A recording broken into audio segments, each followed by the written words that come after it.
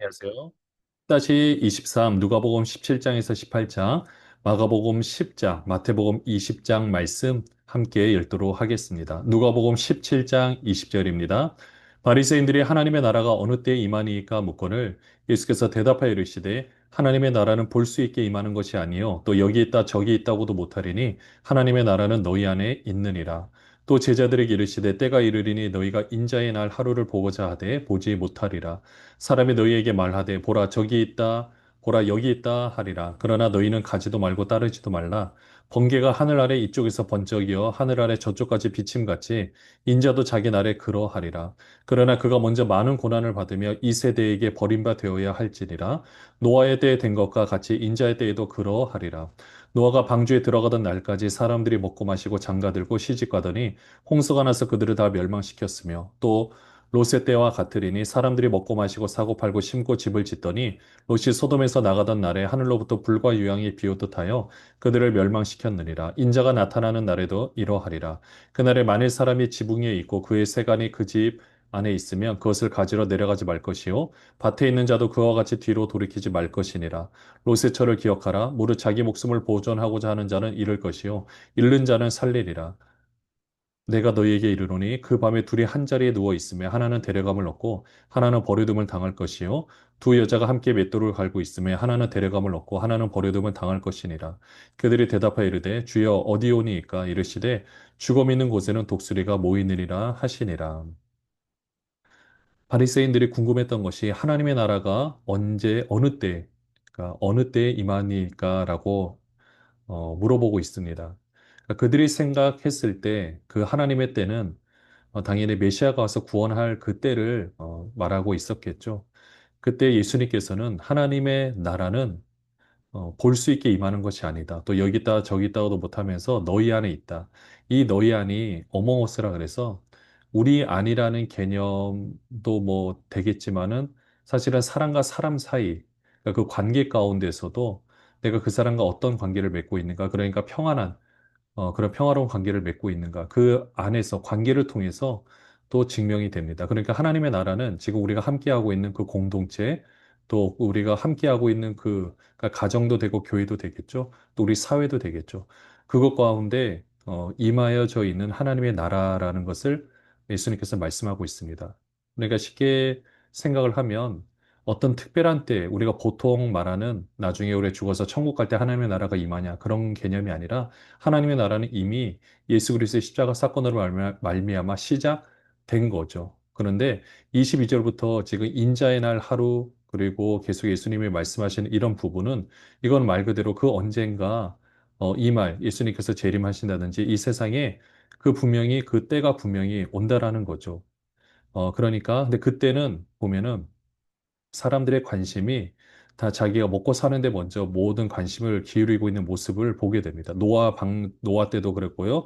롯세 때도 그랬고. 근데 30절에 인자가 나타나는 날에도 똑같다라는 거죠. 그러니까 우리는 지금 이 두 개의 말씀을 보면서 우리가 이제 그러니까 우리가 생각해야 될 부분은 하나님의 나라는 이미 임하여져 있고요. 그 언젠가 완성될 때가 분명히 온다라는 겁니다. 우리는 그 시대를 지금 살아가고 있어요. 그래서 우리는 이런 우리가 기본적으로 살기 위해서 열심히 일하고 하는 모든 것들이 너무 중요한 건데 그것만큼 중요한 것이 하나님의 나라가 임하였고 우리가 그것을 우리 삶 가운데서 이루어내고 또 그때를 바라보면서 준비하는 우리의 모습이 필요하다라는 겁니다. 그렇게 했을 때 이제 33절부터 보시면은요. 자기 목숨을 보존하고자 하는 자는 잃을 것이요. 그러니까 앞에서 뭐 장가 들고 또 집도 준비하고 하는 모든 것들이 사실은 우리의 생명을 유지하기 위해서 하는 거거든요.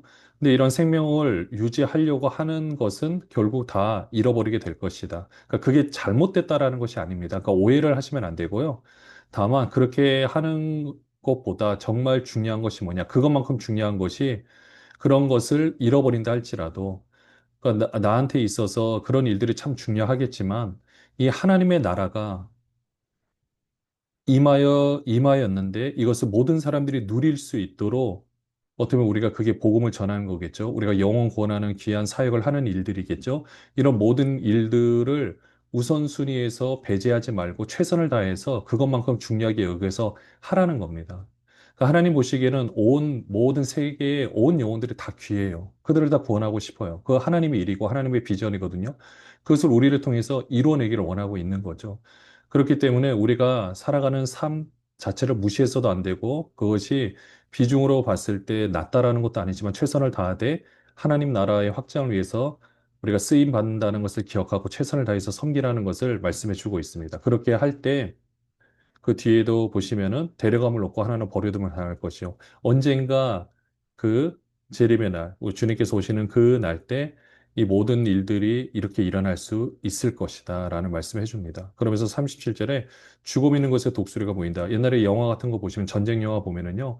전쟁이 끝나고 나서 막 독수리들 위에 나는 경우들이 있어요. 그러니까 이제 사람이 이제 시체가 있게 되면 그 독수리 와서 그것을 쪼아먹으려 하고 있는 거죠. 그러니까 그걸 통해 알 수 있듯이 이제는 이런 모든 현상들을 통해서 주님의 날이 얼마 남지 않았다는 것을 알 수 있다. 다만 중요한 것은 하나님의 나라와 또 재림의 날을 구분해서 우리가 분명히 바라볼 수 있어야 한다라는 겁니다. 이미 임하였지만 아직 완성되지 않은 나라. 이게 하나님의 나라입니다. 18장 1절입니다. 예수께서 그들에게 항상 기도하고 낙심하지 말아야 할 것을 비유로 말씀하여 이르시되 어떤 도시에 하나님을 두려워하지 않고 사람을 무시하는 한 재판장이 있는데 그 도시에 한 과부가 있어 자주 그에게 가서 내 원수에 대한 나의 원한을 풀어주소서 하되 그가 얼마 동안 듣지 아니하다가 후에 속으로 생각하되 내가 하나님을 두려워하지 않고 사람을 무시하나 이 과부가 나를 번거롭게 하니 내가 그 원한을 풀어주리라. 그렇지 않으면 늘 와서 나를 괴롭게 하리라 하였느니라. 주께서 또 이르시되 불의한 재판장이 말한 것을 들으라. 하물며 하나님께서 그 밤낮 부르짖는 택하신 자들의 원한을 풀어주지 아니하시겠느냐. 그들에게 오래 참으시겠느냐. 내가 너희에게 이르노니 속히 그 원한을 풀어주시리라. 그러나 인자가 올 때 세상에서 믿음을 보겠느냐 하시니라. 한 과부의 비유를 통해서도 그 과부의 원한을 풀어줄 수 있는 한 재판장이 있는데 이 재판장은 하나님을 두려워하지도 않아요. 그리고 뭐 사람도 무시를 해요. 그런데 그런 재판장이라 할지라도 이 과부가 위치로 보면은 뭐 과부를 뭐 영향이 있는 사람도 아니다 보니까 무시할 수 있겠지만 이 과부가 날마다 와서 이렇게 구하니까 번거로워서라도 그 문제를 해결하려고 한다라는 비유죠. 하물며 하나님께서는 우리의 기도에 응답하지 않으시겠습니까? 다만 우리가 기도할 때는 그것을 바라보고 우리가 기도하는 것이 그 하나님의 어떻게 보면 저울이라는 그 추를 딱 넘어서는 그때가 분명히 온다라는 겁니다. 물이 딱 차게 됐을 때 그것이 어느 때가 되면 넘쳐 흐르듯이 우리는 그때를 바라보며 기도해야 하는 거죠. 9절 보시면요. 또 자기를 의롭다고 믿고 다른 사람을 멸시하는 자들에게 이 비유로 말씀하시되 두 사람이 기도하러 성전에 올라가니 하나는 바리새인이요 하나는 세리라. 바리새인은 서서 따로 기도하여 이르되 하나님이여 나는 다른 사람들 곧 토색, 불의, 간음을 하는 자들과 같지 아니하고 이 세리와도 같지 아니함을 감사하나이다. 나는 일에 두 번씩 금식하고 또 소득의 11조를 드리나이다 하고 세리는 멀리 있어서 감히 눈을 들어 하늘을 쳐다보지도 못하고 다만 가슴을 치며 이르되 하나님이여 불쌍히 여기소서 나는 죄인이로소이다 하였느니라. 내가 너희에게 이르노니 이에 저 바리새인이 아니고 이 사람이 의롭다 하심을 받고 그의 집으로 내려갔느니라. 무릇 자기를 높이는 자는 낮아지고 자기를 낮추는 자는 높아지리라 하시니라. 바리새인과 세리의 기도. 겉으로 보면 바리새인이 의인처럼 살아가죠. 그리고 세리는 감히 하나님을 쳐다볼 수도 없던 겁니다. 근데 예수님께서 분명히 말씀하셨어요. 자기를 높이는 자는 낮아지고, 그래서 높인다라는 것은 나는 신앙적으로 의인이다라고 말하는 거죠. 나는 완벽하다. 이 정도면 됐다라고 생각하는 그런 사람들은 낮아지고, 오히려 나는 아무것도 아니다. 나는 무자격자다. 자격이 없는 사람이다. 라고 말을 할 때, 오히려 하나님께서 그를 높여주시는 것을 보게 됩니다. 왜냐하면 낮은 곳에 있을 때 하나님을 만날 수가 있거든요. 15절입니다. 사람들이 예수께서 만져주심을 바라고 자기 어린아이를 데리고 오매 제자들이 보고 꾸짖거늘 예수께서 그 어린아이를 불러 가까이 하시고 이르시되 어린아이들이 내게 오는 것을 용납하고 금하지 말라. 하나님의 나라가 이런 자의 것이니라. 내가 진실로 너에게 이르노니 누구든지 하나님의 나라를 어린아이와 같이 받아들이지 않는 자는 결단코 거기에 들어가지 못하리라 하시니라. 하나님의 나라 어린아이 율법의 의무가 없이 내가 어떤 의인으로 신앙 의인으로 나는 하나님의 나라에 들어갈 수 있다. 생각할 수 없는, 나는 아무런 자격이 없는 사람입니다. 나는 도대체 구원을 받을 수가 없는 사람입니다. 라는 사람에게 하나님께서 구원을 베풀어 주신다라는 겁니다. 18절입니다. 어떤 관리가 물어 이르되 선한 선생님이여 내가 무엇을 하여야 영생을 얻으리이까? 예수께서 이르시되 내가 어찌하여 나를 선하다 일컫느냐? 하나님 한 분 외에는 선한 이가 없느니라. 내가 계명을 안 하니 간음하지 말라 살인하지 말라 도둑질하지 말라 거짓 증언하지 말라 내 부모를 공경하라 하였느니라. 여짜오도 이것은 내가 어려서부터 다 지켰나이다. 예수께서 이 말을 들으시고 이르시되 내게 아직도 한 가지 부족한 것이 있으니 내게 있는 것을 다 팔아 가난한 자들에게 나눠주라. 그리하면 하늘에서 내게 보화가 있으리라. 그리고 와서 나를 따르라 하시니 그 사람이 큰 부자이므로 이 말씀을 듣고 심히 근심하더라.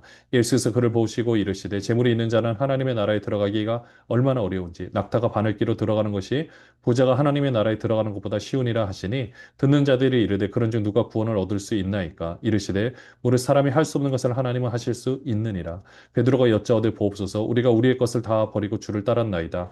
이르시되 내가 진실로 너희에게 이르노니 하나님의 나라를 위하여 집이나 아내나 형제나 부모나 자녀를 버린 자는 현세의 여러 배를 받고 내세 영생을 얻지 못할 자가 없느니라 하시니라. 네, 부자 관리에서도 보면 예수님께서 앞에서 우리가 다뤘기 때문에 어, 다시 이 내용을 이렇게 보면은요. 22절에 보시면은 문자적으로 다 팔아 가난한 자에게 나눠주라. 이 의미를 우리는 분명하게 살필 수 있어야 합니다.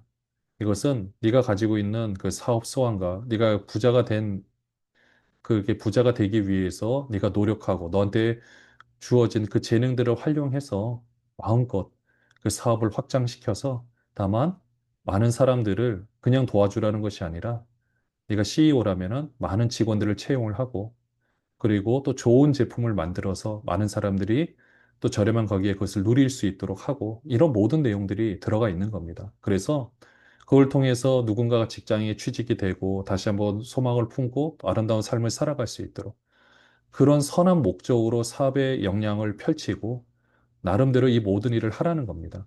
모든 것을 나눠서 마치 뭐 공산주의처럼 다 나눠서 주라 이런 뜻이 아니에요. 그 안에서 모든 것들을 하되 다만 일반 사람들이 일반 세상에 사는 단순한 기업의 이윤만을 따지는 것이 아니라 뭐 이윤을 당연히 따져야겠지만 그 가운데서 그 사람을 생각해서 이 모든 일을 하라는 거죠. 그렇게 해서 자 있는 재물들을 써서라도 내가 필요한 거 외에 나머지를 써서라도 이런 귀한 일들을 이루어 내라는 겁니다. 그러니까 이거는 아무나 할 수 없죠. 또 많은 물질도 들어가야 되는 거고. 그렇기 때문에 결국 이것은 누가 그러면 할 수 있느냐? 우리 힘으로 못 합니다. 하나님이 하실 수 있는데 27절에 그냥 하시느냐? 아니요. 우리의 아주 작은 겨자씨만한 그 믿음과 우리의 행동이 필요합니다. 그렇게 할 때 나머지 하나님께서 인도에 가십니다. 그리고 이렇게 할 때요. 30절에 보시면 현세 여러 배를 받는다라고 했어요. 분명한 것은 여러 배를 받는다라고 했습니다. 그렇기 때문에 내가 이것을 해서 돈을 받는다라는 개념이 아니라 그렇게 하면 하나님께서 당연히 그 선한 영향력으로 그 모든 것을 할 수 있게 해주겠죠. 그러니까 우리 다음 세대, 우리 자녀들이 왜 공부를 해야 되는지, 무엇을 위해서 공부를 해야 될지 우리는 명확하게 교육시켜야 될 필요가 있습니다. 다른 사람의 이익을 위해서. 그러니까 다른 사람의 이익을 위한다면요, 본인한테도 이익이 될 수밖에 없어요. 네, 그렇게 해서 귀한 삶을 살아내야 하는 겁니다. 마가복음 10장 1절입니다. 예수께서 거기서 떠나 유대 지경과 요단강 건너편으로 가시니 무리가 다시 모여들거늘 예수께서 다시 전례대로 가르치시더니 바리새인들이 예수께 나와 그를 시험하여 묻되 사람이 아내를 버리는 것이 옳으니까 대답하여 이르시되 모세가 어떻게 너희에게 명하였느냐 이르되 모세는 이혼 증서를 써주어 버리기를 허락하였나이다. 예수께서 그들에게 이르시되 너희 마음이 완악함으로 말미암아 이 명령을 기록하였거니와 창조 때부터 사람을 남자와 여자로 지으셨으니 이러므로 사람이 그 부모를 떠나서 그 둘이 한 몸이 될지니라. 이러한즉 이제 둘이 아니여 한 몸이니 그러므로 하나님이 짝지어 주신 것을 사람이 나누지 못할지니라 하시더라. 집에서 제자들이 다시 이 일을 물으니 이르시되 누구든지 그 아내를 버리고 다른 데 장가드는 자는 본처에게 간음을 행하며 또 아내가 남편을 버리고 다른 데로 시집가면 간음을 행함이니라. 네. 이혼에 대해서 분명히 가르치십니다. 나눌 수 없다라고. 13절에 보시면요. 사람들이 예수께서 만져주심을 바라고 어린아이들을 데리고 오매 제자들이 꾸짖거늘 예수께서 보시고 노하시어 이르시되 어린아이들이 내게 오는 것을 용납하고 금하지 말라. 하나님의 나라가 이런 자의 것이니라. 내가 진실로 너희에게 이르노니 누구든지 하나님의 나라를 어린아이와 같이 받들지 않는 자는 결탄코 그곳에 들어가지 못하리라 하시고 그 어린아이들을 안고 그들 위에 안수하시고 축복하시니라.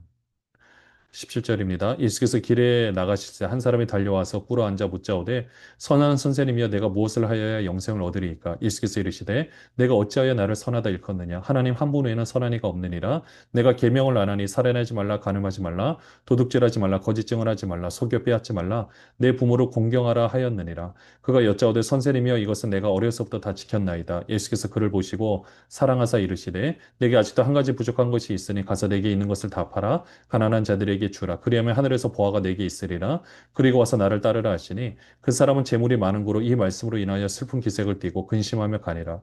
예수께서 둘러보시고 제자들에게 이르시되 재물이 있는 자는 하나님의 나라에 들어가기가 심히 어렵도다 하시니 제자들이 그 말씀에 놀라는지라. 예수께서 다시 대답하여 이르시되 얘들아 하나님의 나라에 들어가기가 얼마나 어려운지 낙타가 바늘기로 나가는 것이 부자가 하나님의 나라에 들어가는 것보다 쉬우니라 하시니 제자들이 매우 놀라 서로 말하되 그런즉 누가 구원을 얻을 수 있는가 하니 예수께서 그들을 보시며 이르시되 사람으로는 할 수 없으되 하나님으로는 그렇지 아니하니 하나님으로서는 다 하실 수 있느니라. 베드로가 여짜와 이르되 보소서 우리가 모든 것을 버리고 주를 따랐나이다. 예수께서 이르시되 내가 진실로 너희에게 이르노니 나와 복음을 위하여 집이나 형제나 자매나 어머니나 아버지나 자식이나 전토를 벌인 자는 현세에서 집과 형제와 자매와 어머니와 자식과 전토를 백배나 받되 박해를 겸하여 받고 내세의 영생을 받지 못할 자가 없느니라. 그러나 먼저 된 자로서 나중되고 나중된 자로서 먼저 될 자가 많으니라. 네. 여기서는 재물이 많은 사람한테요, 예수님께서 21절에 보시면 그를 보시고 사랑하사 이르시되라고 표현을 하고 있습니다.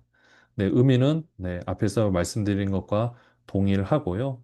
이때 베드로가 28절에 보시면은 우리 모든 것을 버리고 주를 따랐나이다.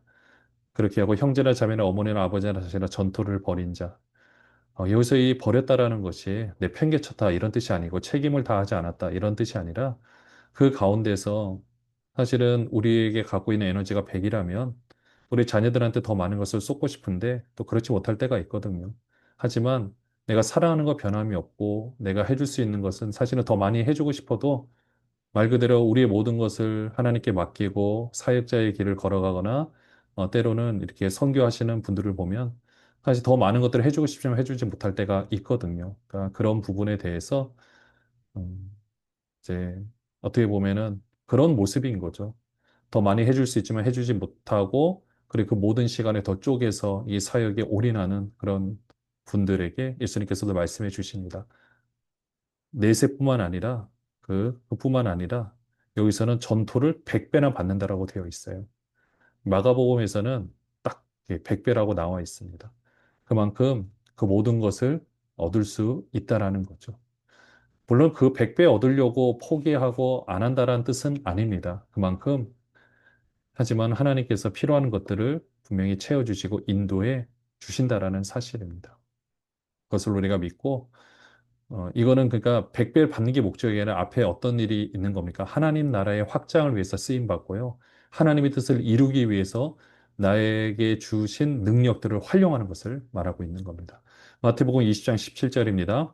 예수께서 예루살렘으로 올라가려 하실 때 열두 제자를 따로 데리시고 길에서 이르시되 보라 우리가 예루살렘으로 올라가노니 인자가 대제사장들과 서기관들에게 넘겨짐에 그들이 죽이기로 결의하고 이방인들에게 넘겨주어 그를 조롱하며 채찍질하며 십자가에 못 박게 할 것이나 제3일에 살아나리라. 네, 죽음과 부활을 세 번째로 이르시죠. 이제 얼마 남지 않았습니다. 조금 있으면, 네, 대략 한 6개월 정도 있으면 예수님께서 이제 십자가에 못 박혀 돌아가십니다. 그럼 이제 제자들이 알아서 해야 돼요. 그런데 또 제자들은 잘 모르는 것 같습니다. 20절부터 보시면요. 그때 세베대 아들의 어머니가 그 아들들을 데리고 예수께 와서 절하며 무엇을 구하니 예수께서 이르시되 무엇을 원하느냐 이르되 나의 이 두 아들을 주의 나라에서 하나는 주의 우편에 하나는 주의 좌편에 앉게 명하소서. 예수께서 대답하여 이르시되 너희는 너희가 구하는 것을 알지 못하는도다. 내가 마시려는 잔을 너희가 마실 수 있느냐 그들이 말하되 할 수 있나이다.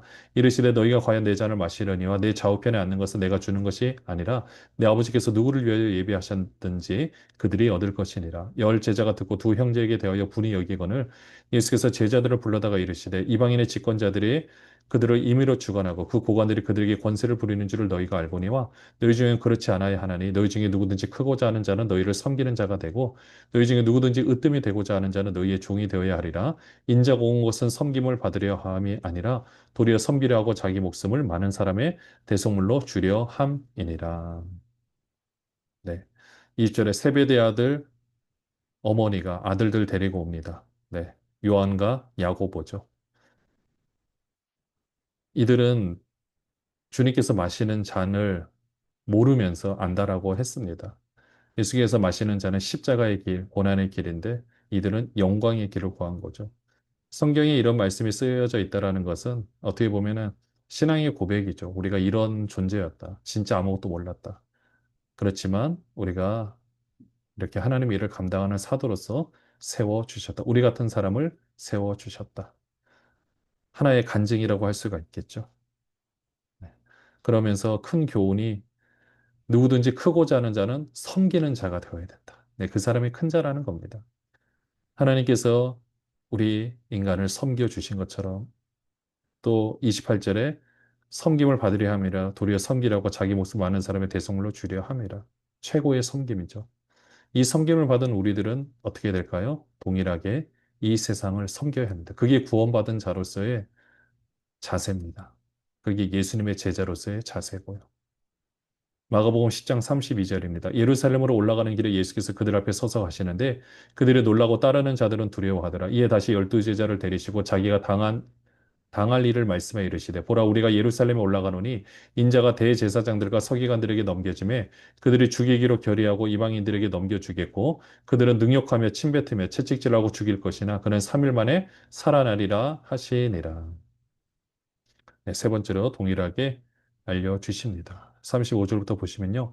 세베대 아들 야고보와 요한이 주께 나와 여짜오되 선생님이 무엇이든지 우리가 구하는 바를 우리에게 하여 주시기를 원하옵나이다. 이르시되 너희에게 무엇을 하여 주기를 원하느냐. 여짜오되 주의 영광 중에서 우리를 하나는 주의 우편에 하나는 좌편에 앉게 하여 주옵소서. 예수께서 이르시되 너희는 너희가 구하는 것을 알지 못하는도다. 내가 마시는 잔을 너희가 마실 수 있으며 내가 받는 세례를 너희가 받을 수 있느냐. 그들이 말하되 할 수 있나이다. 예수께서 이르시되 너희는 내가 마시는 잔을 마시며 내가 받는 세례를 받으려니와 내 좌우편에 앉는 것은 내가 줄 것이 아니라 누구를 위하여 준비되었든지 그들이 얻을 것이니라. 열 제자가 듣고 야고보와 요한에 대하여 화를 내거늘 예수께서 불러다가 이르시되 이방인의 집권자들이 그들을 임의로 주관하고 그 고관들이 그들에게 권세를 부리는 줄을 너희가 알거니와 너희 중에는 그렇지 않을지니 너희 중에 누구든지 크고자 하는 자는 너희를 섬기는 자가 되고 너희 중에 누구든지 으뜸이 되고자 하는 자는 모든 사람의 종이 되어야 하리라. 인자가 온 것은 섬김을 받으려 함이 아니라 도리어 섬기려 하고 자기의 목숨을 많은 사람의 대속물로 주려 함이니라. 네.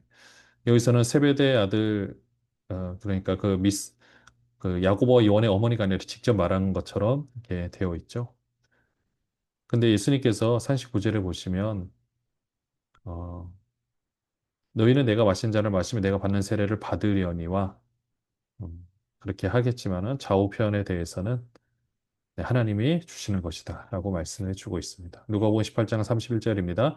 예수께서 열두 제자를 데리시고 이르시되 보라 우리가 예루살렘으로 올라가노니 선지자들을 통하여 기록된 모든 것이 인자에게 응하리라. 인자가 이방인들에게 넘겨져 희롱을 당하고 능욕을 당하고 침뱉음을 당하겠으며 그들은 채찍질하고 그를 죽일 것이나 그는 3일 만에 살아나리라 하시되 제자들이 이것을 하나도 깨닫지 못하였으니 그 말씀이 감추었으므로 그들이 그 이르신 바를 알지 못하였더라. 네, 이렇게 해서 음, 오늘 말씀도 마무리가 되는데요. 우리 주님께서 이제 십자가 고난이 얼마 남지 않았습니다. 근데 제자들의 상황을 보니까 이 언제 정신을 차릴까 참 안타까운 마음이었죠. 근데 참 놀라운 거는 그런 그들이 오순절 성령 강림 사건 이후에 완전하게 변화된 모습으로 나타납니다. 근데 그걸 볼 때마다 와, 어떻게 이렇게 바뀌어질 수 있을까? 하나님은 하실 수 있느니라 성령께서 역사를 하시는 거죠. 오늘도 그 성령의 귀한 은혜와 그 사랑으로 오늘도 하나님 말씀대로 순종할 수 있는 저 여러분이 되시기를 주님의 이름으로 축원합니다. 기도하겠습니다. 하나님 우리 아버지 우리가 이렇게 아버지라 부를 수 있고 우리 안에 성령 하나님께서 살아 계셔서 역사하실 수 있는 것이 얼마나 귀하고 감사한지 모릅니다. 우리를 그와 같이 내버려 둔 것도 아니고 우리와 함께 하시는 그 하나님 아버지 너무나도 사랑합니다. 마음껏 역사하여 주시고 인도하여 주옵소서. 예수 그리스도의 이름으로 기도합니다. 아멘.